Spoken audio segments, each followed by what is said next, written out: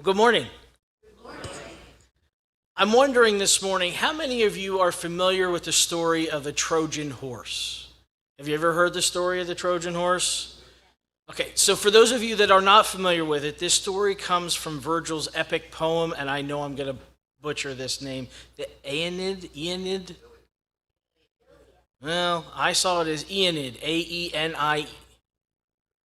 That's a different story, yes. It's also in the Iliad, as I understand it. Odysseus is part of our character lineup for this story. But here's a quick summary of that. Scott, you got me thrown off this morning. Here's a quick recap of that story for you this morning. So the story of the Trojan horse is that after 10 long years of siege, the Greeks could not breach the walls of Troy. So our hero, quote-unquote hero, Odysseus, devised a bold plan to build this horse. It was a massive wooden horse, hollow inside, in which elite Greek soldiers could hide within. It was constructed by a master carpenter. The Greeks pretended to retreat and sailing to a nearby island and leaving behind the horse as an offering to the goddess Athena, who happens to be the Greek goddess of war. A Greek warrior stayed behind to convince the Trojans that the horse would bring them divine protection. Therein lies the problem, because despite the warnings, the Trojans brought the horse inside their city walls as a trophy. That night, the Greek warriors burst forth from this hollow horse, and they emerged into the city. They opened the gates for the rest of the army, and the rest, as they say, is history. Troy was demolished, marking the end of the Trojan War. Now, that is a story from ancient, and I don't even know when that was written. Maybe one of you could tell me later. But it is a story from a long, long, long time ago. But we still have Trojan horses today. Most of that is a symbolization of a deceptive trick that causes someone to allow danger to enter into a secure place. For example, a popular one in recent history is something called malads. Have any of you heard of these before? I see a couple heads shaking yes. Okay. Maybe you've fallen prey to one of these yourself. It goes a little something like this. You're innocently reading your email one night. You open one that catches your eye because it seems to be from your credit card company, and unassumingly you click on a link within that email. And all of a sudden, this screen pops up on your computer that says you need to clean your computer from viruses, and no matter how you try, you cannot clear the screen from your computer. Sound familiar? Okay. This is called malicious advertising. Some call it malads or maladvertising. It has become one of the fastest growing cyber threats of 2025. It's no longer just a shady kind of pop-up that pops up. It's sophisticated, stealthy. They're increasingly targeting corporate agents and companies. Here's a snapshot of the trends that have been over the last couple of years. There's a 42% increase in malvertising campaigns in the U.S. compared to 2024. 42% increase. 1 in every 140 ads that you see on the internet are this form of advertising. 1 in 140. Now, if you're anything like me, when you're on the internet, you see about 150 ads every 10 minutes, right? So think about that. That's 1 every 10 minutes that you're running across as you're browsing. Corporate targeted attacks are rising, with fake ads being able to mimic login portals and collaboration tools like Facebook, like some of our other popular ones, Instagram, and those.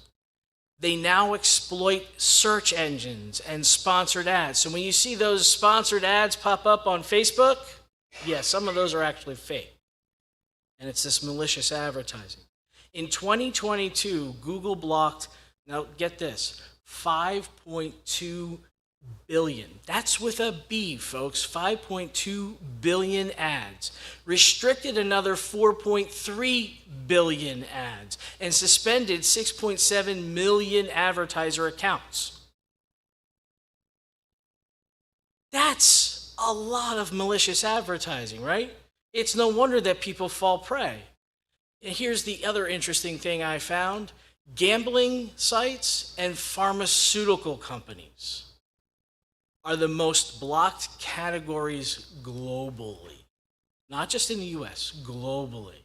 Making up over 50% of all ads that are blocked. Let that sink in for a minute. That is a lot of people out there trying to trick us, isn't it? I think that covers enough statistics, but it's no longer, I wanted to point out, it's no longer just a nuisance, right? This has become a strategic weapon in the hands of cyber criminals. And I give these to you to connect with this story that we hear today because cyber criminals are fighting to control that which we believe is absolutely under our control. And stick with me, and I hope you'll see the connection. In today's story from the gospel, we hear a bit of malvertising going on as well. So let's recap this story a bit so we can get there. We're told that Jesus is teaching in the synagogue on a Sabbath day. While this might not seem odd to us, we need to bear in mind that Jesus is moving toward Jerusalem, right? This is his movement towards Jerusalem. And according to Luke's timeline, it's likely that the religious leaders have already plotted to have him killed. Right? At least arrested. How to take him out of the picture. So he's already challenging those around him with the ideas that he's beginning to bring forward. And people are beginning to think differently about their lives, especially their lives of faith. Now, I don't want to give too much time to the synagogue leader because he's usually the focus of this story. But I want to say that he might be watching Jesus a little too closely just to see if there was any way for him to catch Jesus doing something to be able to arrest him. And unfortunately, that's what Jesus does in our story, right? He gives him a reason. He stops in the middle of his teaching to do something spectacular. So let's look at that piece of this passage quickly. It says, a woman was there who had been crippled by a spirit for 18 years. She was bent over and could not straighten up at all. When Jesus saw her, he called her forward and said to her, "Woman, you are set free from your infirmity." And he put his hands on her, and immediately she straightened up and praised God. Now, there's a couple of things to notice just in this brief passage. Here's a woman in the synagogue, and again, Jesus takes notice to her plight, her oppressive condition, if you will. Well, that's not out of the ordinary. What Jesus does is, the passage says that when he saw her, he called her forward. Now let's stop there for a second. Consider the traditions and the reality of that time. He sees her, and he calls her forward, likely into an area of the synagogue restricted to men only. So he's calling her forward into a space that she should not have been in. He sees her, recognizes what's going on with her, and calls her forward. While this is not the first healing that Luke records in a synagogue, it's not even the first that he records happening. It's not even the first that he records a person receiving healing that did not ask to be healed, right? She didn't come to him and say, "Touch me and I'll be healed." She's just sitting there. But it is the only time that we hear of a woman being set free from her affliction within the walls of the synagogue. Said even more than this, he recognizes and takes notice to her above and beyond all the other people sitting there. Now, we need to keep in mind that likely there were a lot more people in that synagogue than normal because he had already developed a following, right? He takes notice to this woman above all the others gathered there that day. I mean, think about it this way. How many people in today's world, even in our own communities, do you think go unnoticed because of a physical affliction they might have? Ouch, right? I mean, here was a woman that likely could not look up at the sky, see the clouds. She probably saw very little other than her own feet and the dirty, dusty road underneath of them. She probably had to struggle to see much more than that. If she wanted to look at somebody, she probably had to turn her whole body. And here's the Messiah, teaching in a synagogue in which she happens to find herself that day, and he acknowledges her oppression. And he sets her free to stand upright, to be able to look other people in the eye, in the face, people who may have judged her and looked at her as someone less than themselves. Beyond that, to be able to have the same abilities as all those around her. Let that sink in. Here's a woman that could not do what you and I take for granted. Can you think of at least one person that you've encountered recently in your own life that may have been just like this woman? Maybe someone who needs to be released from torment and the oppressive nature of their maladies and their life. Think about that.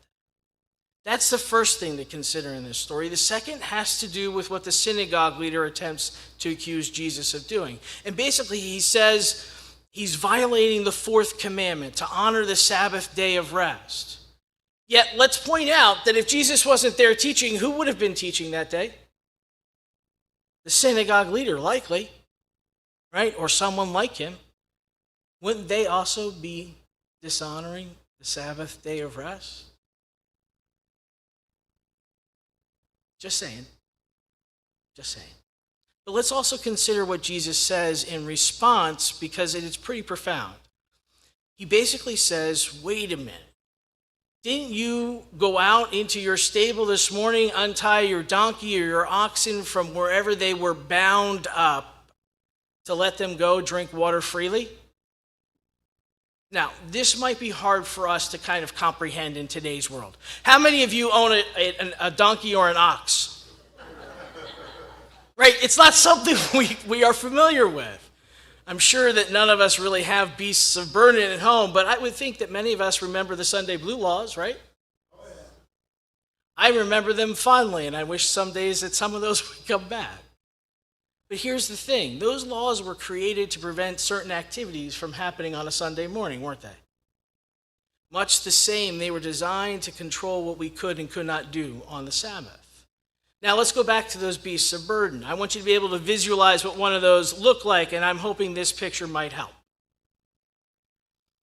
This will hopefully help us to see that while these two oxen are bound up on a Sabbath, they would have been released from that yoke. They would have been released from their burden of work. Now, thinking in terms of that woman that Jesus took notice to that day, she might have looked something like this.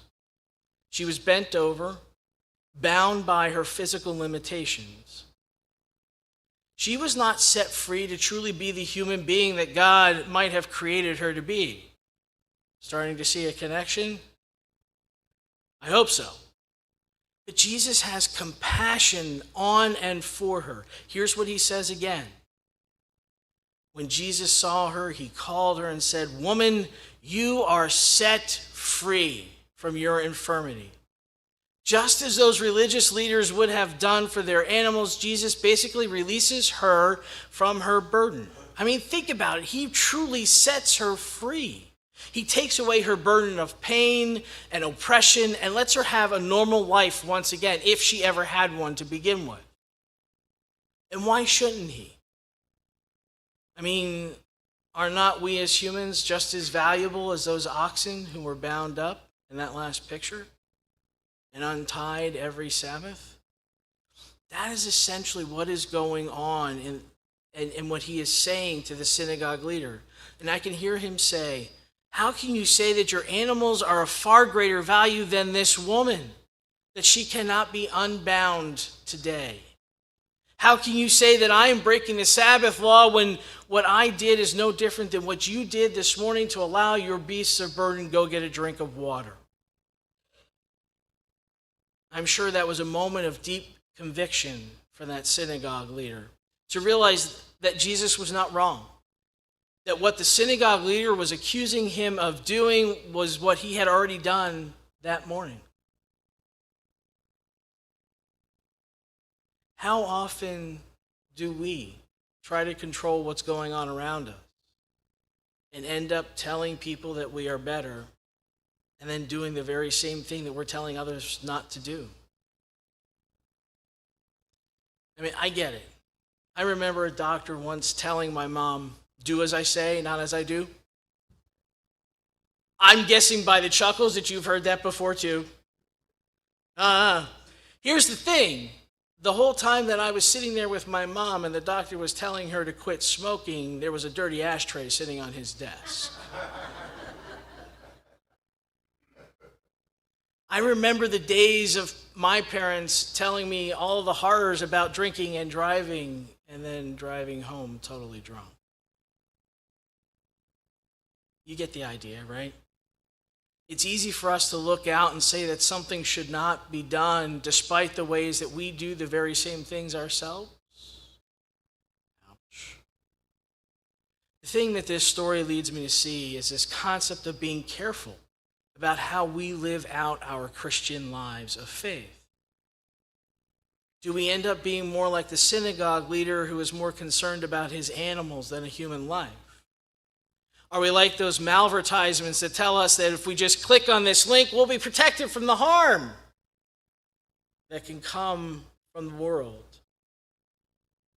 And are we showing something to the outside secular world that says we truly believe what we say we believe? This story invites us to look within ourselves to see if we are acting like Christ and attempting to help those who need release from their own burdens and yokes, or are we more like the ones that he calls a hypocrite? Only you know that answer. Only you can provide that answer for yourself. And all I invite you to do is look at what you do on a daily basis. I know I do. And it's not easy, but it's also the only thing that we can do. Amen.